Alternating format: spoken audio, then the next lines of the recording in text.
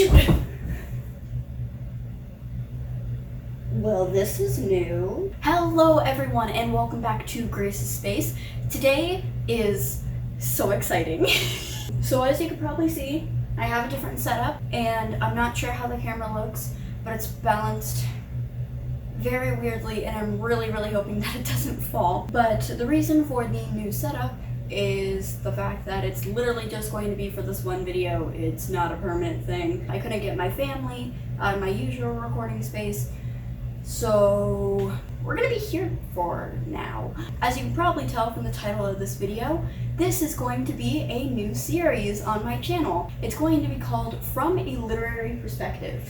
The reason why it's called that is because I am going to be looking at some of my favorite stories, such as TV shows, movies, video games, books, etc., and how I like them from the perspective of an author, or, well, from a literary perspective. And today we are going to start off this amazing series that I'm hoping a lot of people are going to enjoy with a fandom that I very recently got into called Night in the Woods. Now you may recognize this name, you may not. The fandom is still kind of alive, but it isn't extremely well known like Percy Jackson or Harry Potter. The Night in the Woods fandom revolves around specifically one main game, but there's also two side games that we are not going to get into in this video because I'm going to run out of time. But the Night in the Woods fandom usually revolves around the main game of Night in the Woods, which is a choice-based game. If you want to play the game yourself, it is available on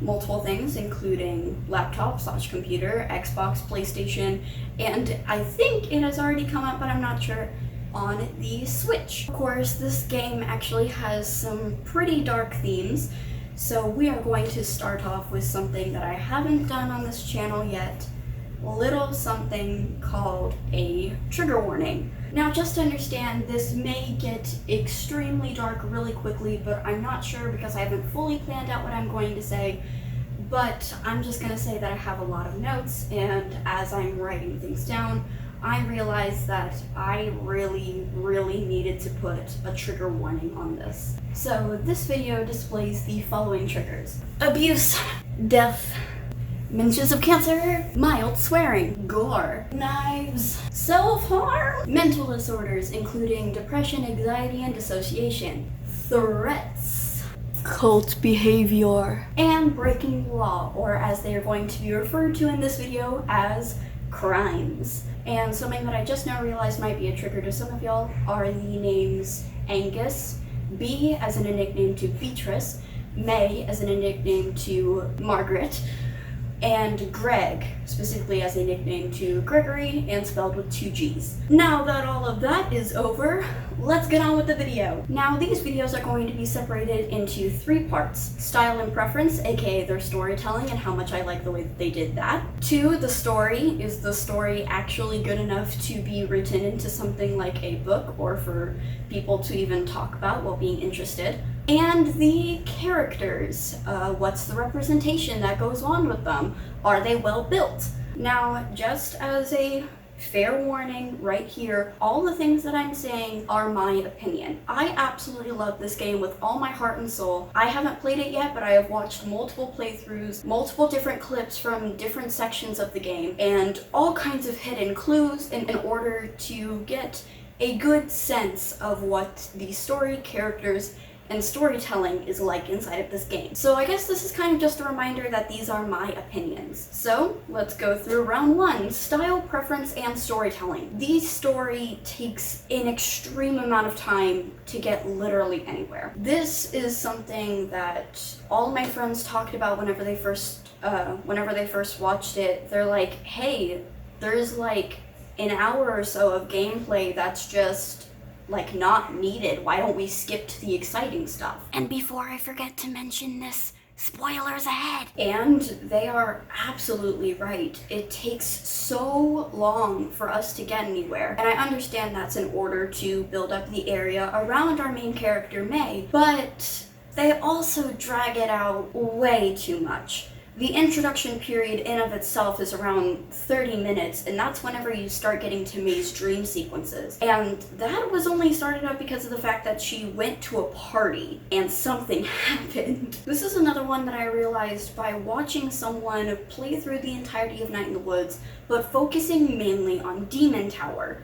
You may have forgotten what Demon Tower is, even if you had played the game, and even if you played the game inside the game of Demon Tower. And the fact that you forgot about it means that they really should have put more emphasis on it if they wanted to put it inside of the game. Putting more emphasis on Demon Tower would have made it more realistic, but because of the fact that May, or you the player, already forgot about it, does add a little bit of a sense to realism of it, but it's also extremely unnecessary. I don't understand why they had to point it out, and why they kept on making references to it that you wouldn't understand unless you had a full playthrough of the game already and a full playthrough of Demon Tower. Everything inside of it either goes super fast or super slowly.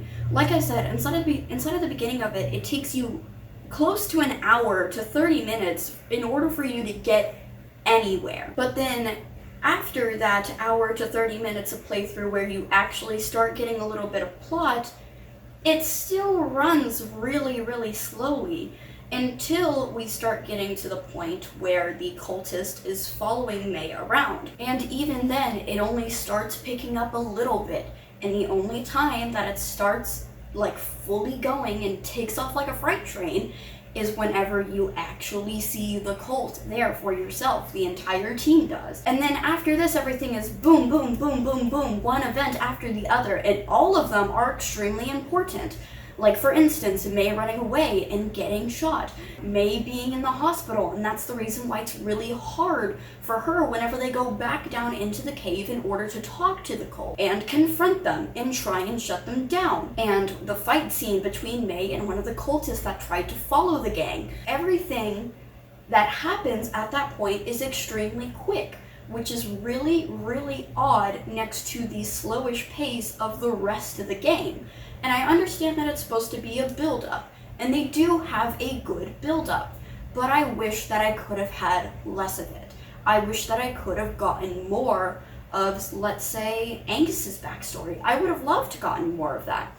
Or, say, have some of the townspeople be built up more, and not have the townspeople be a side quest, but be more of a main focus during the introduction period. This one actually annoyed me quite a bit because of the fact that I played these two games, well, not played, watched, after already seeing Night in the Woods.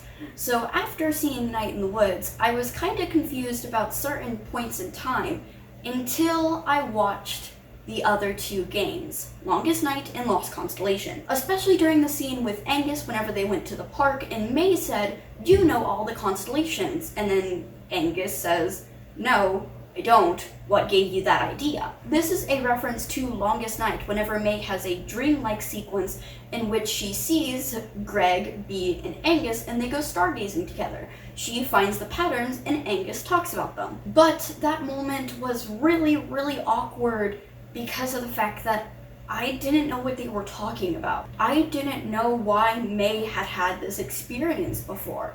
So it's more of the fact that you had to play the other two games first, specifically Longest Night, before going and playing Night in the Woods. Which some people, if they just hear about Night in the Woods, they probably don't know about Lost Constellation or Longest Night, which is odd. Thank you for the Easter eggs, but explain them, please. This one was an extremely big one for both me and my friends and people who I was just generally telling about Night in the Woods to. There is no Angus path. Whenever I mean path, I mean you get to choose whether you hang out with Greg or hang out with Bee, and leaning to one or the other gives you a different ending, and you also have different experiences with the two of them. But there's only one chance that you decide to hang out with Angus. All of the other times, Angus either doesn't talk to you, doesn't suggest anything, or ignores you. And you can even defend, "Oh, there was a bit of Angus whenever they went to Donut Wolf."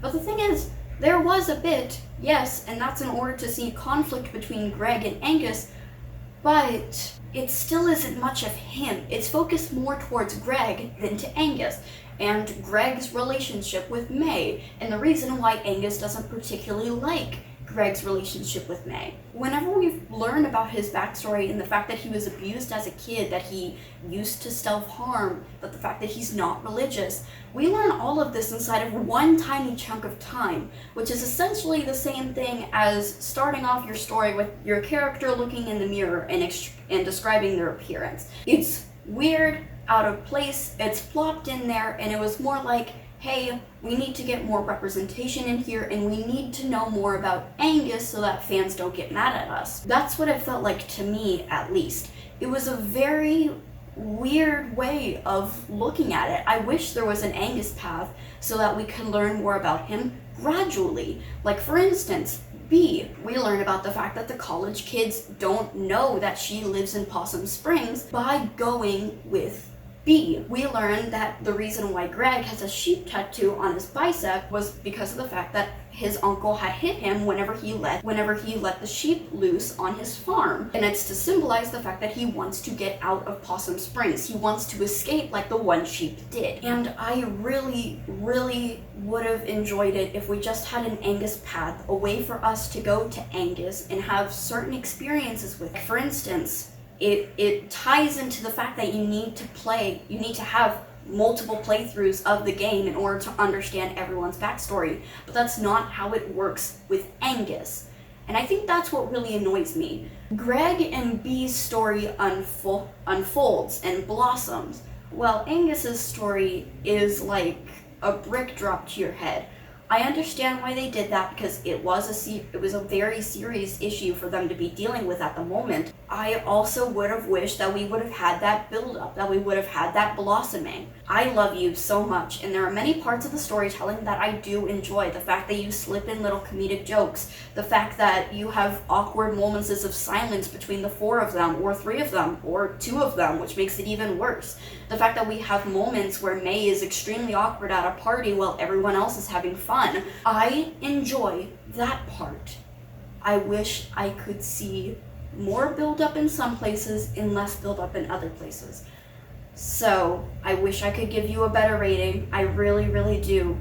But on story preference and storytelling, I'm going to have to give you a 4.5 out of 10. Part 2, the overall story. Now, we're going to be trying to edge a little bit away from the storytelling exactly and focus more on what the story actually is. The story as it actually is kind of everywhere. But I'm just going to put down the plot points that I have right here. Plot device Jeremy, which I'm also going to mention inside the characters section. I really don't understand why you have Jeremy. Jeremy is a separate path that you can choose to take down, but you don't need to. And the fact that the playthrough that I first watched, like my first playthrough that I watched, they didn't hang out with Jeremy at all because of the fact that he was a side character. Although he did hang out with Bruce, but Jeremy has kind of a side path. It's not as main as the Greg and B path, but it is still there, and you can choose to hang out with him instead of the other two. But it's never openly expressed because of the fact that Greg and B are inside of the same place every day. The old pickaxe and Snackville. Also, Angus is in the same place every day. The video outpost too. So it's weird because of the fact that Jerem doesn't have a specific place. You either have to go further to the right or further to the left, which is awkward. Some people don't want to look for that every day. Some people don't want to interact with the townsfolk 24/7. Jerem does something that's super important to the plot. He saves the four of them because of the fact that he lives near the old well that May climbed out of. That's extremely important, but we don't learn about that. I wish we could have gotten more of that story. May's dissociation. I'm probably going to mention this inside the characters area as well. May's dissociation has a reason, but also doesn't have a reason. I honestly think that it would be better if May's dissociation didn't have a reason other than the fact that she has experienced trauma, she is stressed out, etc., etc., the fact that she has anxiety and depression. I wish that that was the only reason why she had dissociation and the reason why she was having these night terrors or nightmares or dreams or whatever you wish to call them. Some people think that it's actually astral projection to an area of which the gods exist, or singular god that takes multiple forms. I'm not extremely sure about that. May's dissociation should either not have a reason, period, or should have specifically a reason. May's dissociation is kind of wishy-washy. The fact that May doesn't really feel connected with the world around her or with her friends, that you could just chalk up to mental illness, which you do. You could also chalk it up to the fact that this is the gods messing with her head, which you do. You make it half and half of each, and you also make it really weird for the player to tell which one it truly is, which is odd. I believe that it would have been a better story if you would just choose one and say, hey, May's dissociating because of the fact that she has depression or anxiety or PTSD or bipolar disorder or whatever you want to say. Or say specifically the reason why May has dissociation is because it's the gods messing with her head, it's the gods trying to call out to her. Something that I did enjoy on this one that's probably going to give it a higher rating storytelling one is the fact that I really, really loved the suspense as to why May dropped out of college. And the cult fight scene was also really good. I also just really don't like the fact that people slap with information. Again, I'm going to come back to the metaphor of it's almost as if doing the thing inside of fan fictions where somebody stands in front of a mirror and they describe the reflection, and that's how you get introduced to the character. But you did a really good job of creating suspense as to why May dropped out of college. You did it as the story was starting to cool down a little bit before resurging up again, which was really good. You had May give a different story to everyone else so that you don't know which one it is. Very, very good suspense there. The important stuff didn't seem as important because of how much suspense you were building up on other issues. You were building up a lot of suspense about May's relationship with her parents, and instead of building up the suspense of why is this person following me, and that's because you had a big chunk just right there of just cult stuff versus also dealing with outside stuff. Another thing, why is May connected to the gods? Why? That's my big question. Is it because she left town? Is May connected to the gods because of the fact that she left town? Is May connected with the gods because that's how she was born? Is May connected to the gods that has something to do with the fact that her father really enjoyed ghostly stuff and storytelling? Was her grandfather part of the cult? We need some way to understand that. Why is May connected to all of this? Why did they choose specifically this Borowski? Why is it that May is so important to the story? Why couldn't it have been Greg, or Bee, or Angus, or Germ, or Selmers, or Bruce? Or you don't have a difference in that aspect. It could have been anyone, but you chose May. And you didn't tell us why you chose May. She may have been a college dropout. She may be adjusting to the world around her. But why is she connected to the cult? Why is she connected to the gods? That is my main question. May and Bee's relationship is pretty rushed. It starts off with May really, really loving Bee, like wanting to spend more time with her.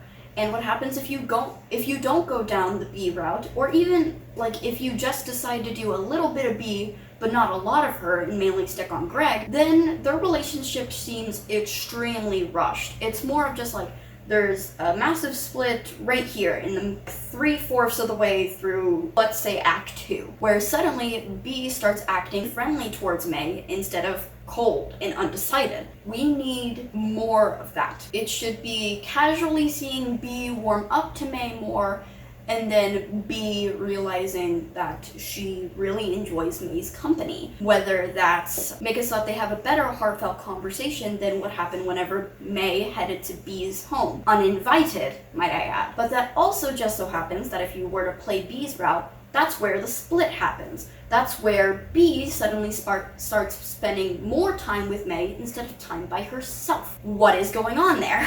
The dreams are a good introduction to what we're getting ourselves into because of the fact that they're weird. There's fish everywhere. She's climbing on weird versions of the town.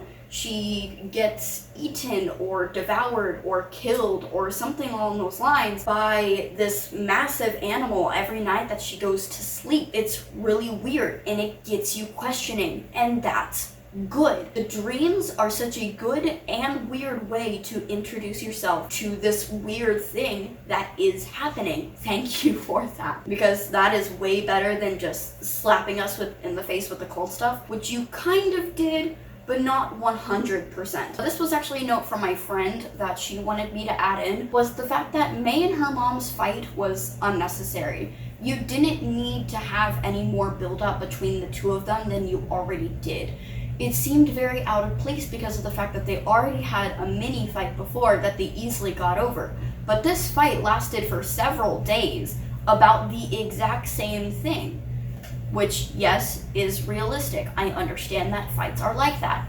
But you also could have had a better thing by adding another thing that May did, or another thing that her mom did. Or you could have May finally mention to her mom that the reason why she dropped out was because of her dissociation and derealization, was because of the fact that she felt like she had to come back to Possum Springs because she didn't know what to do. But you don't do any of that. The explanations that we get are outside of the narrative. The stories that we get happen at the epilogue. That's the reason why I want A Night in the Woods 2. You guys can tell us what happens after the fight, how they get over it. How do we see more of a build-up between May and B's relationship? Maybe them becoming a fully formed couple. Are Greg and Angus still together after all these years? What's going on? So just have like a little skip forward more, instead of just, oh yeah, it's the next day, everything's back to normal now, when they literally just killed multiple people. It's not smooth, I guess. It is okay that the fight lasted for multiple days. We just needed another aspect inside of the fight that would have made it better for me. So I say that I would give the overall story a 6 out of 10. You guys could have done better, but it's still pretty good. It's a pretty good story. I'm happy that I read it, and I'm happy that I decided to play the game. Part 3, the characters. Now, I'm only going to be talking about the 4 main characters of Angus, Greg, B, and May, including some quotes that I've written down inside my journal right here, so I'm probably going to be looking down at my journal a lot more than I already have been. The only question that I'm going to ask about the characters outside of these main 4, technically it's 2 questions. Well, we're just gonna wrap it into one. Why is the janitor guy so important that you had to reference him multiple times, but never be told by May, Greg, B, or any of the other characters? He just pops up sometimes. Nobody knows his actual name. His name's just Janitor. Also, why Germ? Why does Germ exist? May could have just like conveniently found like a rope on the ground, or because of the fact that it's a well, she could like carry them up by the bucket or something like that. She could tell them how specifically to climb up. She could, a load of other things. Germ was pretty unnecessary unless he was being used as a plot device. Speaking of plot devices, let's talk about Angus. Angus is inside of the LGBT community and his boyfriend is Greg. I love that. I love them together. He has experienced abuse between both his mother and his father, and that of course leads to things like trauma, PTSD, and you guessed it, depression! Yay! We just love talking about that in this game. What I realized is the fact that all of these characters are basically a 5-man band.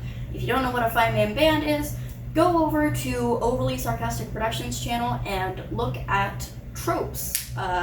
Red did an extremely, just like a superb way of explaining what a 5-man band is that I'm not going to describe right here. Go and check out her video. It's really good. Also, just check out Overly Sarcastic Productions. Like, they're really cool. He is the lovable, soft, tough guy. He's also a little bit of like a trash can for extra information.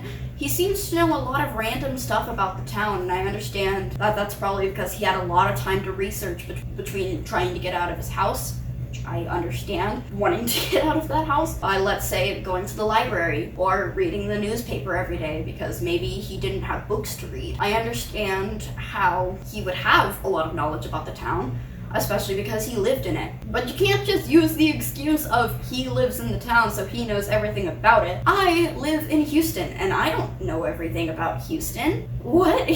So none of the other characters have this amount of knowledge. So I guess you could just say that Angus is super smart and remembers a lot of things. Go ahead, do that if you want. I don't personally like it. I'm going back to the storytelling moment that I said. I wish we could have more Angus. Angus's story hits you like a ton of bricks, and it's such an emotional moment. And you could have dragged that out. You could have had him explain things better. You could have had it so that he gradually opens up to May, like Bee unfortunately didn't get to do. There are so many different ways that you could have done this. You could have made an Angus path. You could have made it so that sometimes, like every other time that you go to hang out with Greg, Angus also just so happens to be there, and you like accidentally eavesdrop on Greg and Angus talking to one another or something like that. But no, I'm both happy and sad that you made it so that it was just plopping everything on us at one time. But to be honest, you kind of need it to be like that. With a backstory like that,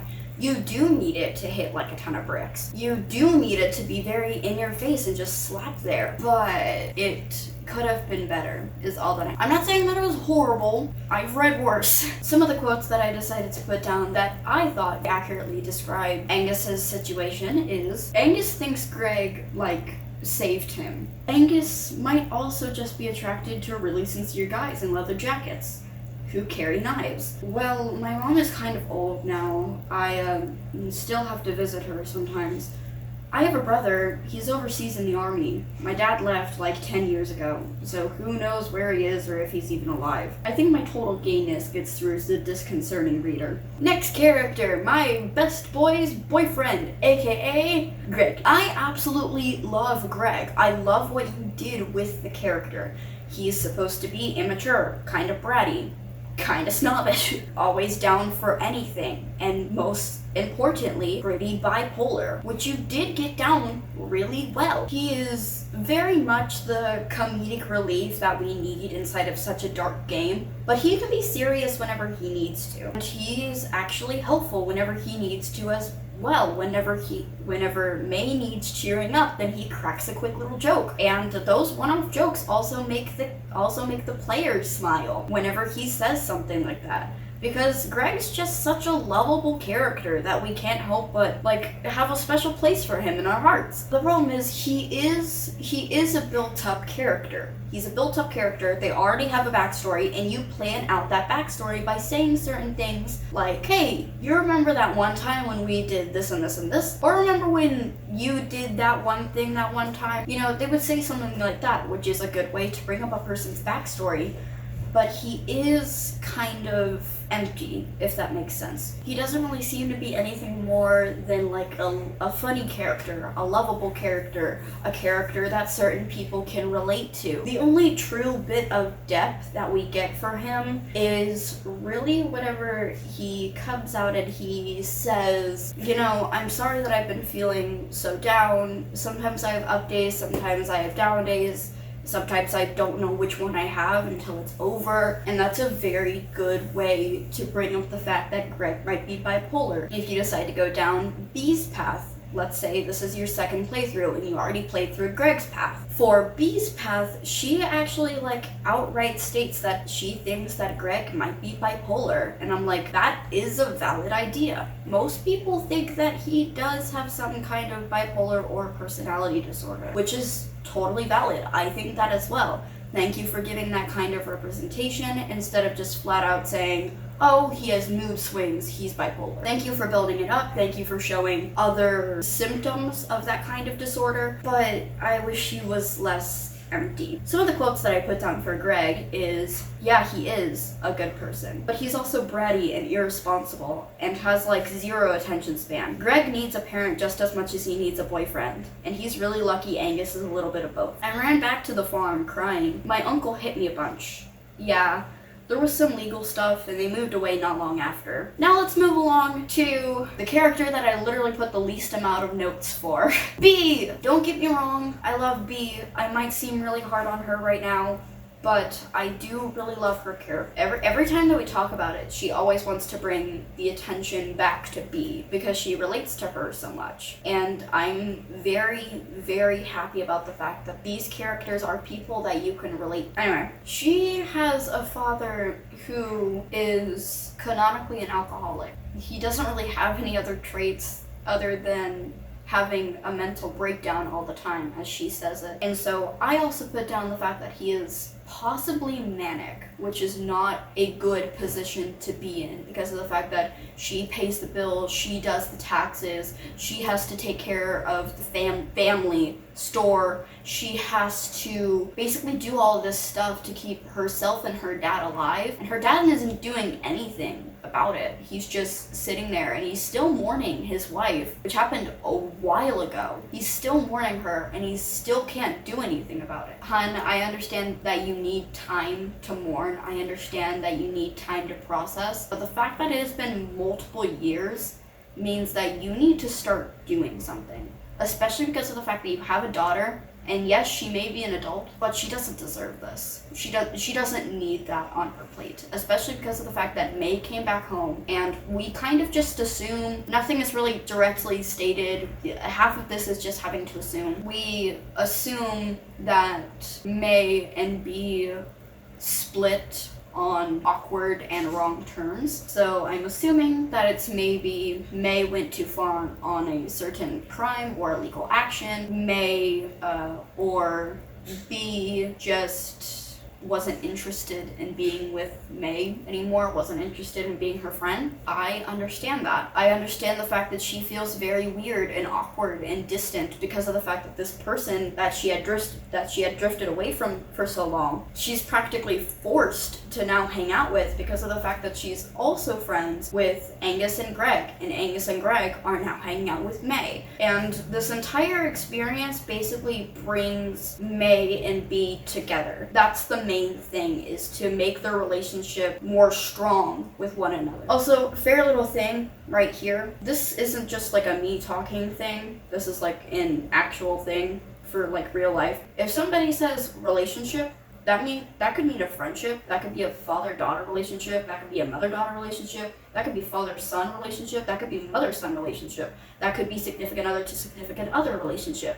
It could be a relationship with literally anything. If you two are interconnected in some way, then you have a relationship with the other person. The entire thing of having B's path is to bring the relationship and make it stronger. I put down here that she is a realization character for May. She is the reason why May suddenly realizes, oh, I am very privileged. I am very lucky to be able to go to college. I am very lucky to be able to have both of my parents. I'm very lucky to have a proper house that I could live in. I'm very lucky that I could sleep whenever I want. I'm very lucky that I don't have to pay the bills or the taxes.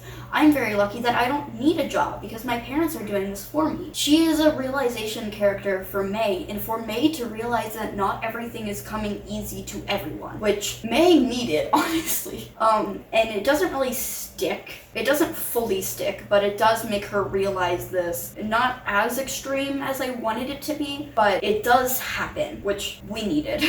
The B path, especially the party scene that we see her in, is extremely rushed. It goes from them like partying and having a good time to B just talking with a person, and then May decides to butt in, maybe start talking with one of her friends so that she can become closer to B. But she accidentally says like one word wrong, and then suddenly the entire thing explodes, which it honestly shouldn't have. That's an idea that's never, it's happened to me a grand total of once. That is the only time that having one word off has actually endangered something like this. It doesn't seem realistic like what the rest of the game is trying to do. It is trying to seem realistic, but this seems like something that somebody with anxiety would worry about, not something that would actually happen, which is very odd. It doesn't make a lot of sense. It also helps May in her realization that she is privileged. The fact that she doesn't have to sneak out to parties, the fact that she can just go to them. It's just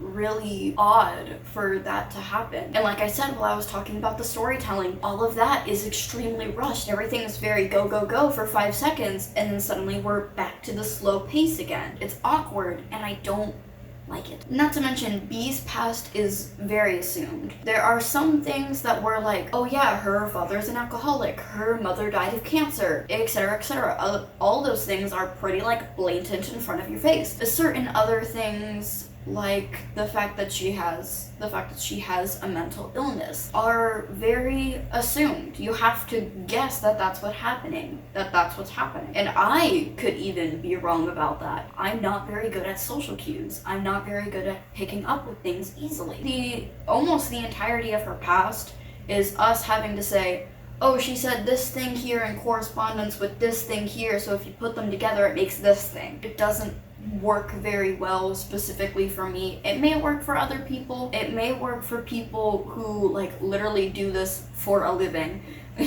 Cough, cough, MatPat, cough, cough.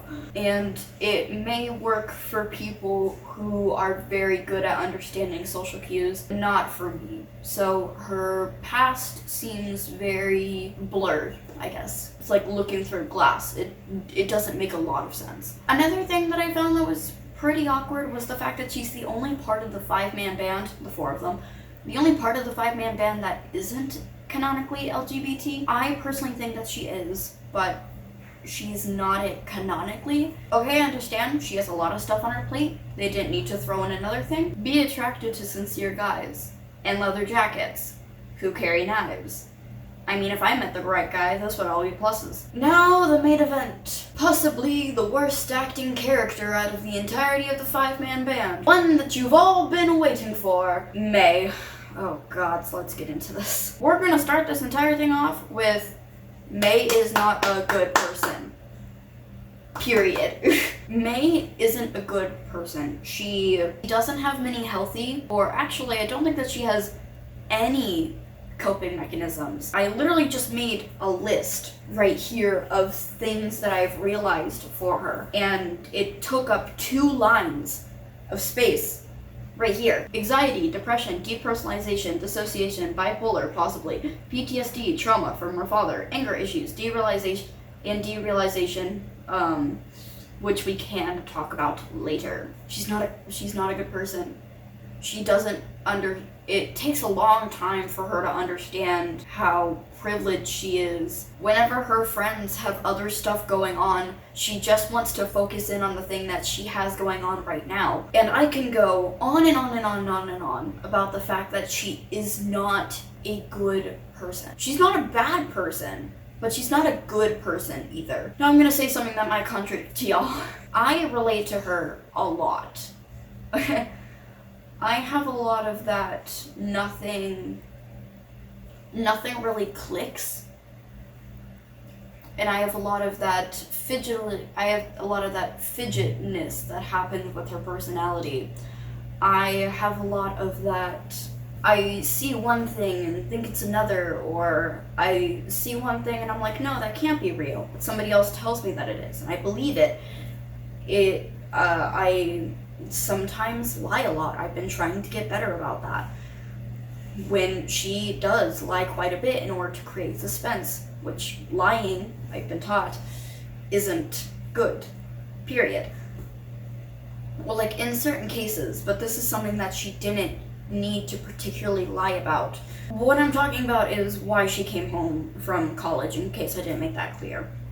She didn't need to lie to people about the fact that she left college because of her mental health. She makes a lot of things all about herself. She's an overall selfish and immature person. She's not ready to grow up, but she was forced to, and she's not ready for it. I have a lot of notes right here. Let's start with the one very big thing, dissociation. Dissociation has a lot of different symptoms, and she has two of the very big staples inside of derealization that she has is depersonalization and derealization. Depersonalization means that you feel detached from reality or detached from the people around you. It means that you don't particularly feel like you're in your place at all, ever, basically. You feel like you're not in the correct place that you need to be. You feel like the people around you are not where they're supposed to be. And derealization has to do with the fact that she saw shapes, or reality broke. Derealization has to do with the world, feeling like the world is changing instead of yourself. So a lot of people have described derealization as looking through broken glass, or looking at splotches and trying to make sense of what it is, which is something that she struggles with because of shapes, and the shapes also factor into her depression. The fact that she was experiencing depersonalization and derealization at the exact same time made her feel numb inside. Depression, a lot of people have described, makes you feel numb, or like you're not actually there. She felt numb, she couldn't really see much, she felt detached, she felt odd, she felt out of place, and she gets mad. There you go. That's the reason why she beat a kid up with that. Way back when, she described it to Greg as going crazy, or not realizing what she was doing. Whenever you get like this sudden surge of emotion in order to just feel something, it's very weird. It doesn't feel rewarding per se. It's at least you're doing something. Wow, this video is gonna get taken down. It's the reason why some people self-harm, is so that they don't feel that numbness anymore. It's because of the fact that they feel like they have to feel something. Because if they don't feel something, they don't seem human.